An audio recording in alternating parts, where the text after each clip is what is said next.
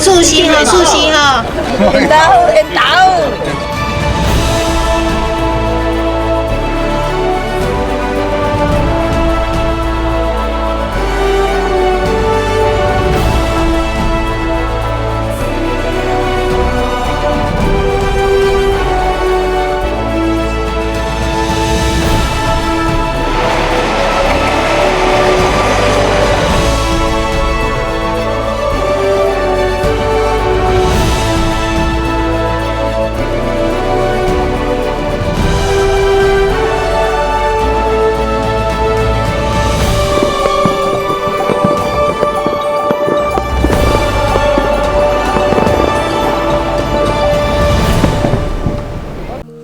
洞爷湖，有几个情况啊，2个情况可以游览啊。游览洞爷湖呢，是在支笏洞爷湖国家公园的一个火山口。这一次我们在春天的时候啊，来到了洞爷湖，我们的小雨带着大家来哦。洞爷湖的游览方式有洞爷湖温泉及昭和新山区。寿星哈，寿星哈。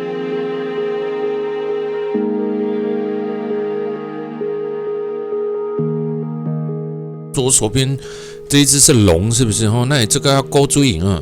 这不是他们家的洗卡哦，这嘛不是这绿瓜买哈，看那里倒啊汤的哦，这个清澈的温泉水哦，在日本有非常多的这个足汤，意思就是你的脚可以泡在里面啦在洞爷湖很多的这种温泉饭店，他们的这个温泉啊，都设立在外面。有很多的足汤啦，让你泡脚用的啦，有很多的这个简单的来招揽客人，来吸引客人雕刻公园，这个可以说是洞爷湖新的一个景点，之前是没有的那现在呢出来了一个新的景点，洞爷湖除了可以坐游览船游湖之外呢，在湖畔散步呢也是不错的尤其是这个时阵来让我归灰那这个特丁馆呢，跟有这个洞爷湖的森林博物馆包括呢主要来讲拢是浸温泉啦那附近呢，咱头前对这个昭和新山这个所在过来对这个有珠山跟新山这两个瓦灰山。过来的时阵一直行到这个洞爷湖洞爷湖嘛是一个火山口这个火山口呢，因为西火山，所以这个火山口呢，丁馆呢就变成了一个湖面湖的外观呈现了这个圆形湖中有岛、观音岛等等拢在金丁馆有三四个小岛对地图丁馆这个我们的小雨从这里面呢这样子拍过去这个镜头不错很快掉。那天鹅也是洞爷湖的产物，所以你可以看得到这个洞爷湖湖畔旁边呢有很多那种天鹅船那游览船呢会绕着这个湖一周。那在夏季的时候，热天的时候呢，洞爷湖会有这个烟火。洞爷湖的火山呢，在昭和52年的时候呢，是它最后一次的这个爆发。那在日本的火山的爆发，这日本人的习性是很特别的啦这个有珠山曾经在2000年也爆发过一次。日本人的习性为何特别Sun Palace 太阳宫殿这个太阳宫殿Sun Palace呢，我相信20年以前有来过这个日本北海道的人一定拢对这间饭店有印象因为Sun Palace这家饭店是很久很久，也是在洞爷湖算是1等1头号最久的一家饭店这间叫有名。那我刚刚前面有讲到这个日本人的习性很特别为什么特别？你看日本人长期生活在火山口底下，但是呢，你会不会觉得他们有没有处变不惊的感觉日本人遇到所有的事情呢，他们不会慌乱，不会叫嚣不会杂乱日本代替判决的时阵呢，所有的人会依照着乘务员的指示。日本发生地震、发生火灾的时候呢，都是这样子。日本人是一个我觉得很特别的民族你看他们从小学我不知道大家知道不像日本的这个这几档来真侪人去日本去买什么？买册包这个日本的册包呢，足古锥做料真水啊，这日本的册包呢，真侪人做爱买。那走去买一个册包呢，这册包一个爱偌侪钱，一个差不多上少5500台票啊。有人讲我咧偷较歹，我咧买遐贵的册包，册包撒来个真重吼。啊，我甲你讲啥喏？因为这个日本的册包内底是放钢板的，因为呢，日本有多地震嘛。所以呢，他们很常做这种防灾演练。当你发生地震的时候，你那个书包拿起来套在头上面，可以防止这个东西掉落。你说也奇怪啊，台湾其实也是很常有发生地震哦。但是台湾在做这种演练的方式呢，永远都逊色这个日本很多哦。日本的这个演练方式呢，是当作真有这件事情发生哦，真有这件事情发生，所以每一个人是投入这个演练。他们做了这么多的准备预备呢，就是以备不时之需啊。当真正灾难发生的时候呢，我们有办法去预防。所以这个日本人的习性任何事情都是准备起来，准备起来的，设想周到。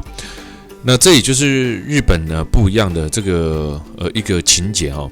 那我们现在小雨呢一哭一哭安尼翕这鱼啊，是饿了吗？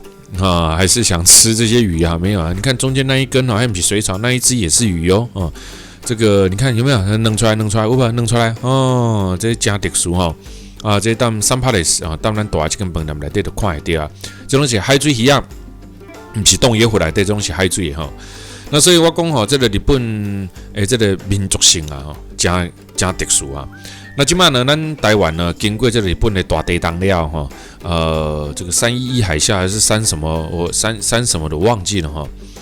台湾跟日本呢，更加的紧密，更加的结合在一起。那当然，自古以来呢，台湾对这个日本的好感度呢，也从来有增无减，所以。台湾到日本的旅游呢，已经是我真的觉得走在路上很容易遇到台湾人很容易遇到讲国语、讲台语的讲国语你有时候还听不出来你来听了讲台语啊，在那边懵啊这应该台湾来。这今麦日本人真夯有看到无暗时啊呢，真歹翕看那烟火瞬间洞爷湖3趴的时有吧？哎呦，开会啊我们来欣赏一下。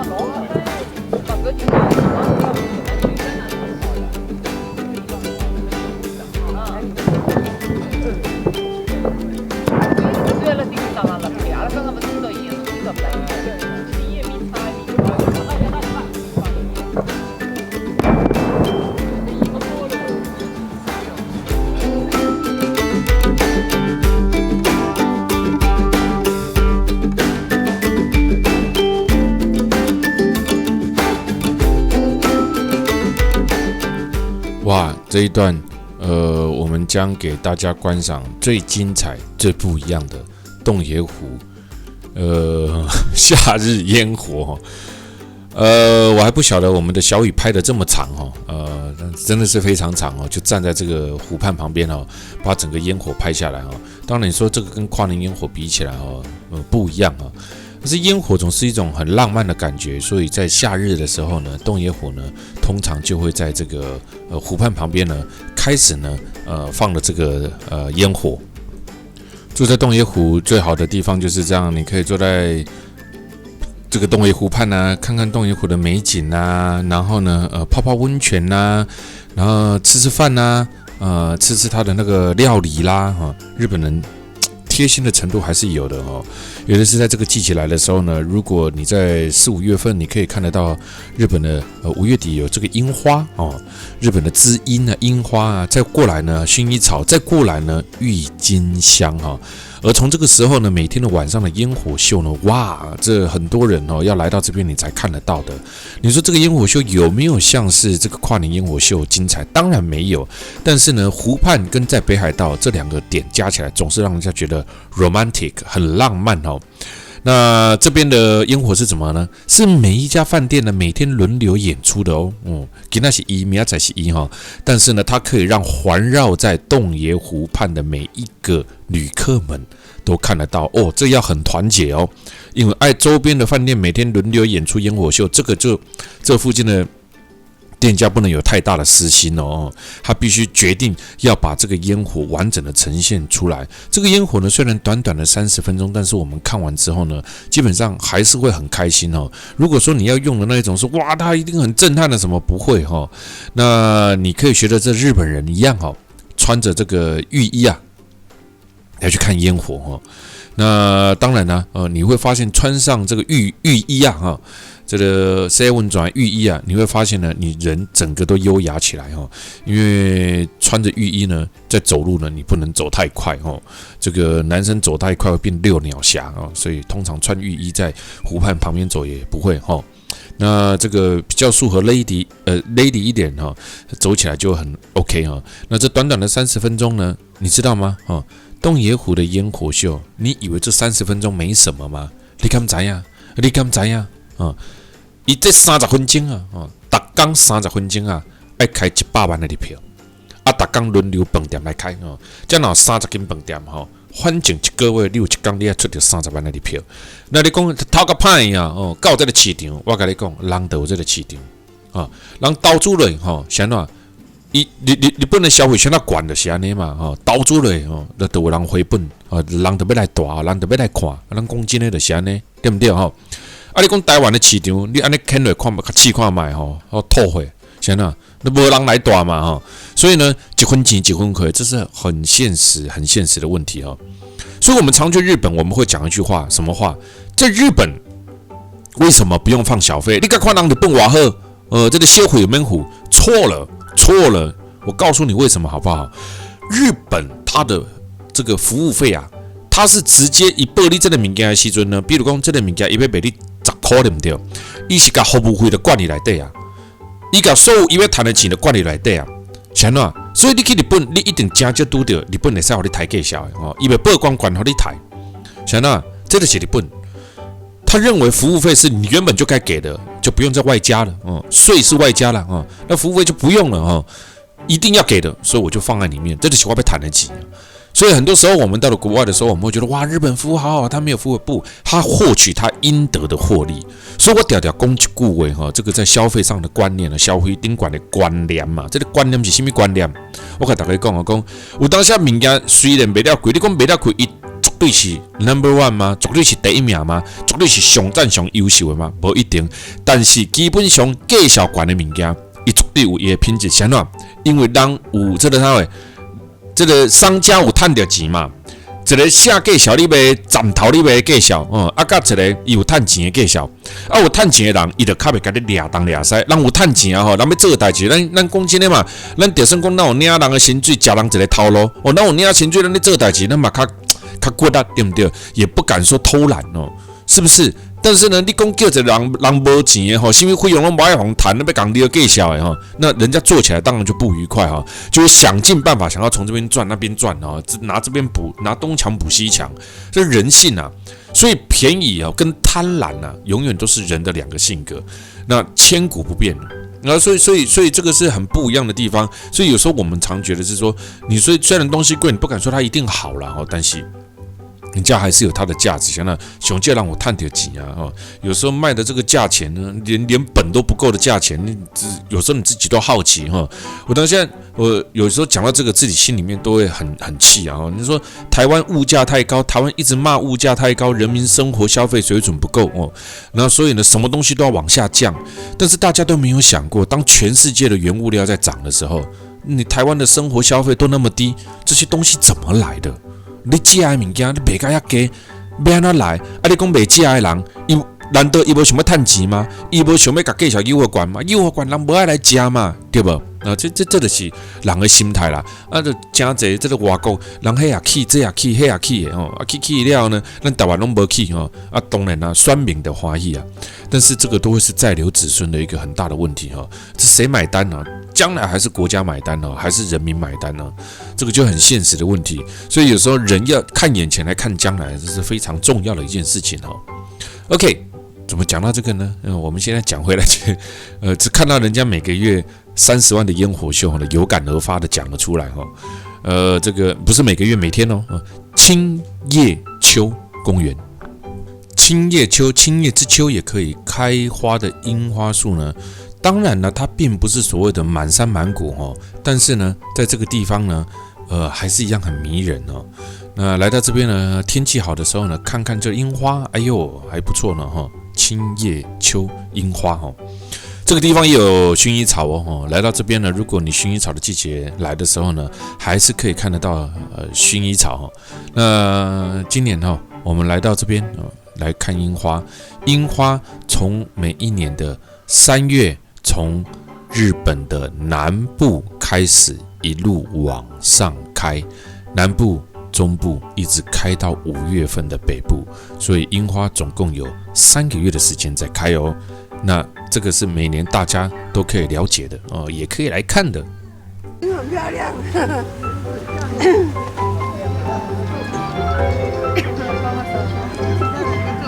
水哦。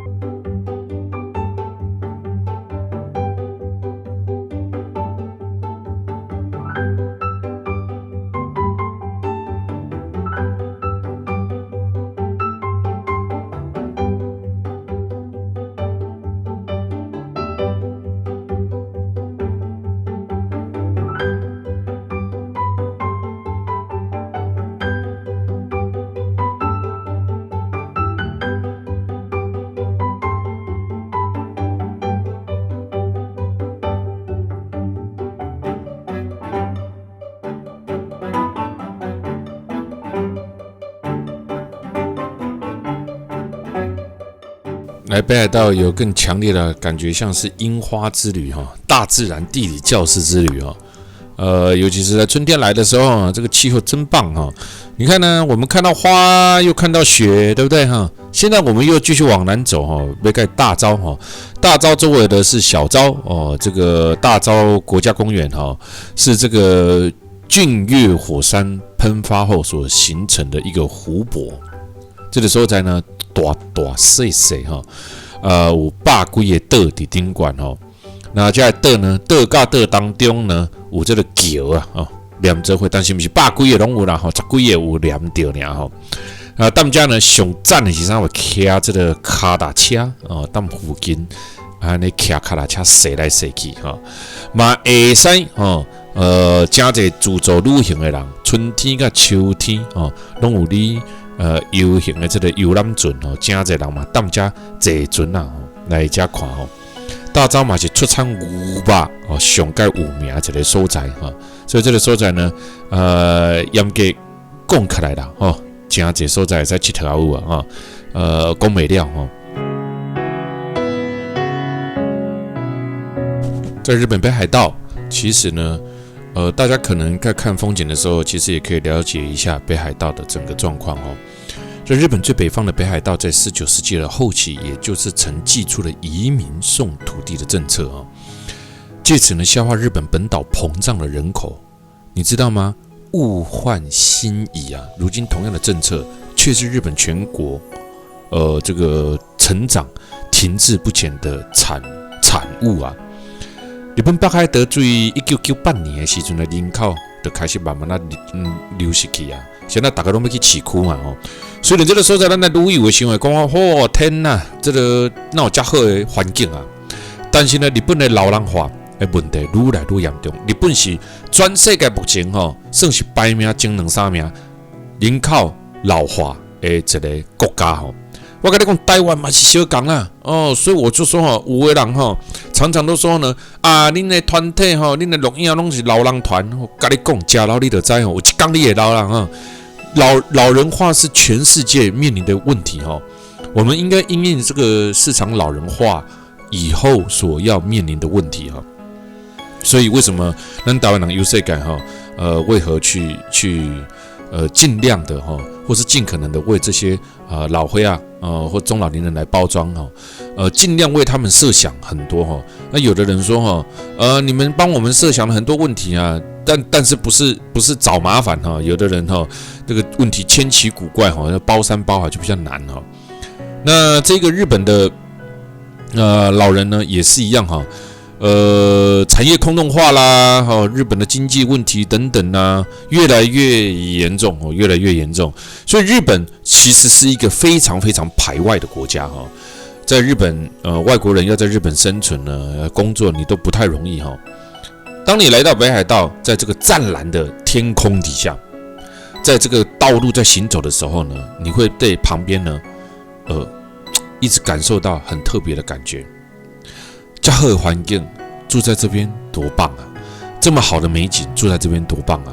如果你懂日文，你可以看看日本北海道旁边常常插着一个牌子，写着：如果你搬到这个地方来起厝，我土地来免费送给你。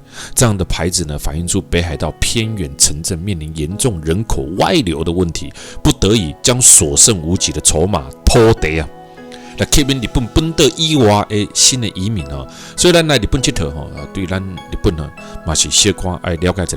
北海道的南部哦，大手笔的提供每户新移民最多0.1公顷的免费土地，这不是小王你好小哦，这是真的哈。所以呢，对日本有兴趣的哦，退休的哦，来家做事的啊，不是来家做事啦，来家退休啊，养老啦哈。我们现在来到的是北海道的南部，北海道南部的八云町就是这样子哈。它为了提供人口哈，为什么？因为新移民，你不是以为移民就那么简单呢？你移民你还要带一些钱过去，促进经济的消费，对吧？这个也不容易呢哈。所以我有时候看到很多的这个出来玩的人，我都很羡慕啊！我买厝，我囝三回哈，头期款我帮他付的，哇天哪！我现在连头期款呢，小王连头期款都不知道从哪里来啊！很多人说你开玩笑，你一定很那个哈，哎，谦虚过头叫做虚伪哈。我不是开玩笑，这个做电视压力很大哈，所以你说有时候被台北市要一间厝要掏去看要杀1000要对来啊，有时候这真的不知道哈，真的不知道哈。连个小朋友想要好好念书哈，学区都是一个哈，都找不到人帮忙了哈，所以这个有时候比较特别啦。讲到这一个哈，就是我们说到的巴云町这个地方，那免费的土地的诱因呢，跟包含日本慢慢为了把这个人口的问题呢解决掉呢，所以他慢慢的开拓了非常多的这个政策哈。你知道吗？在日本现在偷窃犯罪的行为啦，10个人来对，你知道吗？有4成到5成就是中高年纪的人，中高年纪的人在偷窃，在犯罪啊，老人化了，没法多啊哈，查大马老人化哈。那这里面，所以我说台湾真的很幸福，真的很幸福哈。你真的，实际上你到日本生活，你就知道，在日本的都市要生活没那么简单哦。你赚的钱都不够付你的生活费哈，1万都不够哦。你本人的薪资是咱台湾的3倍哈，你当家赚22K， 你到遐赚6、7万了，当遐嘛无法度生活哈。这足够以来到今嘛拢是小港哈。有人类的历史以来哈，你说他能够。永远都是要追物价的啦，当然不要差距太远就好了哈。像台湾就很夸张哦，你说台湾呢，这个赚个22K，要在台北市买房子哦，我的天哪，这一辈子你都买不起了，不可能的事情了哈。你一个月赚4万块要买台北市的房子也不行，这落差不要太大哈，落差小一点还好。那在这边呢，因为呢这里冬天会降到零下20度的穷乡僻壤哦，我们说穷乡僻壤是比较夸张。但是这些城镇呢，在冬天呢可以低到零下20度，所以这里的很多的生产力是产生有问题的。但是在这边呢，他们为了促进他们的这一种生产力哈，也开始靠着这个免费的土地哈，希望呢一些来自于国外的人哈，你如果来这边投资哦，对不对？你如果来这边呢，在这边做这个运作啊，在这边呢上班。在这边呢，对这个北海道有贡献啊，或者上你土地哦，上你厝哦，送你打火机，没有啦，送你土地啦，没送钱而已啊。希望你把这个地方发展起来啊，这个就是日本的新的移民政策哦，这个很难得一见吧？哦，真的很难得一见，在日本这么排外的地方，它的这个新移民政策呢，我觉得是一个非常非常不得了的政策跟措施。现在我们来到的是大沼公园，这个大沼公园呢，也许你乍看之下它好像没什么，但真的你细看之下呢，你会发现什么？来北海道旅游，好像来到一个大自然的地理教室一样。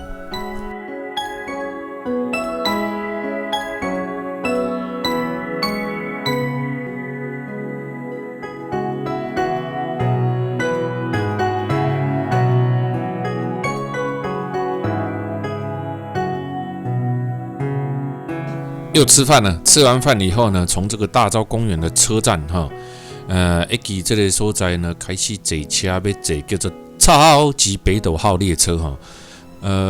北斗号列车呢，你知道吗？北斗号列车有2种，一种是睡卧铺晚上看星星的那一种哦。我希望哈，我下一次能够排一团哦，这个请台列车哈，希望大家共襄盛举哦。坐火车过一暝哈，咱们日本哈，首创了哈，希望大家也在咱家哈，支持这个哈，这个下一道我要杀个这个行程哈。那来到家呢，我们就可以呢坐上这个北斗号列车哈，来去呢体会一下哈北斗号哈。那这个车子呢有往青森的哈，也有往这个另外一个地方的。在冬天的时候，在这个时候有时候lucky 的话，你还可以看得到雪哦。那坐上这里面呢，其实你坐过日本的电车之后呢，你才知道为什么要坐电车，为什么要搭火车。因为在日本的电车、日本的火车呢，它有一个很特色的地方，就是呢，它的风景点跟巴士是不一样的。全世界都全世界的交通是现在平交道哦。现在就到平交道。来啊，我这个北斗星啊，我去讲。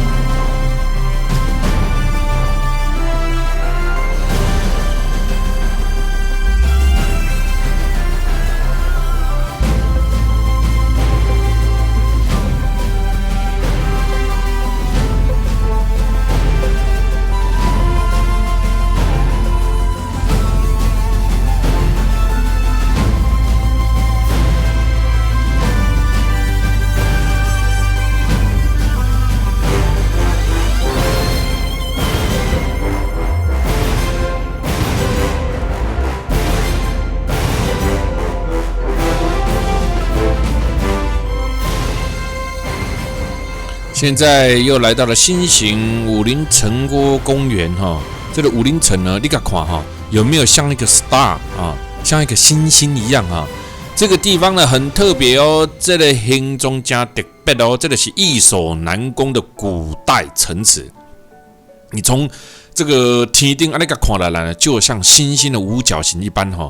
加触鼻哦，非常非常的好玩哦，所以呢，这个看起来呢，很特别的武林郭城基公园哈，这个来到这边呢，是一个非常特别的哈，它日本第一座西洋式的城堡，建在西元1864年啊。这个我们的小雨呢，现在正在拍湘馆战争哈，因为它这里面的这个简介哈，所以他把它稍微拍了一下哈。城堡完工之后的第4年，发生了湘馆战争，完成了哦，适当了发生的哈，效忠这个德川幕府臣子，在这个当时的这个将军率领占据了这个城，跟日本明治天皇的部队呢休战啊，各位料呢。东西德川的这个幕府的臣子的，投降了，所以呢，这个城堡呢，如今只剩下城堡的外壳。为什么这个很特别？在日本的城堡当中，西洋式的就是非常特别，而这个心形形状的西洋式的城堡呢，就只剩下它的武林锅的外形一个心形的城堡内部呢，就被改为花园，在樱花盛开的时候，哇，水个大气啊！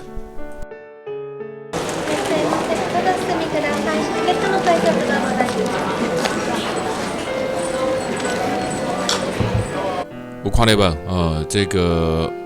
武林城以樱花来这边赏到樱花，哇，没赏到樱花哈，但是从上面就看有没有可以看得到哈，它这个心形形状的轨迹哈，这个五芒星啊，作为城堡外墙呢，这个是真的哈，非常非常独特，也非常特别的哦。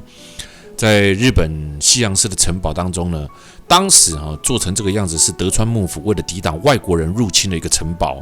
那当然现在武林城郭已成为函馆的非常重的一个景区，看到不？按那个看出来一个星星都看到不哈？这个一粒青啊呢哈，游客呢春赏樱，冬赏雪哈，樱是还没开，掉光了，我也不晓得，应该还没开啦哈，还是已经掉光了哈。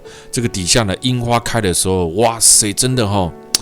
真的是美到不行所以这个北海道真的是4季都可以来在这边也跟大家这个呼吁一下每一年我们所推展出来的樱花季、赏枫季，每一年都是一样的我们会按照我们的方式去推展，也按照了日本气象厅所提出来的樱花前线报去推但是如果真的遇到下雨，遇到各式各样，真的没有办法。希望大家应该都能够了解的这种气候因素你又不是说今天我告诉你8月份我要赏樱这个就是好小乱说的。